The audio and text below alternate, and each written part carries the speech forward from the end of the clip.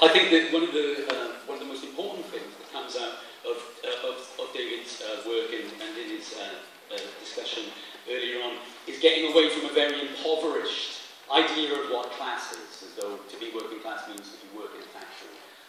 This is certainly not a serious Marxist position. If you think about Geoffrey de Séquard, the great Marxist historian, he talks about how class is the expression of the fact of exploitation in social structure. And if you think about that, you can start to see how a limitation of class to simply being, are you working in a factory, is completely nonsensical. If you think about Britain today, for example, think about the amount of labour power, the amount of workers that are employed directly in the reproduction of labour power itself. So people who work in schools, in hospitals. It would be crazy to talk about these people as not being working class. And what this brings us to is, and of course, sorry, the obvious great expression of this was the 30th of November strike of 2.5 million people.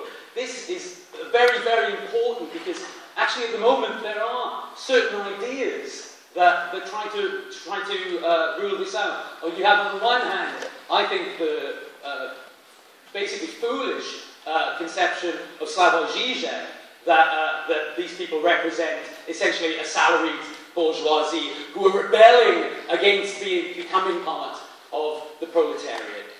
And the other side that you have of this is something that you've seen expressed in some very ultra-left ways, particularly if you look at some elements of the Occupy movement in Oakland, the way in which the expression of the necessity of protesters from Occupy and whatnot to go and close down factories, to interrupt the flow of profit, whether or not the workers there are involved or not. And I think that David's arguments around class strengthen arguments against that. The one brief thing I wanted to say, though, is I think that when we talk about trade unions, or trade unions fighting for this or that sectional interest, I think we have to be very clear that we can't talk about trade unions as being some kind of homogenous bloc.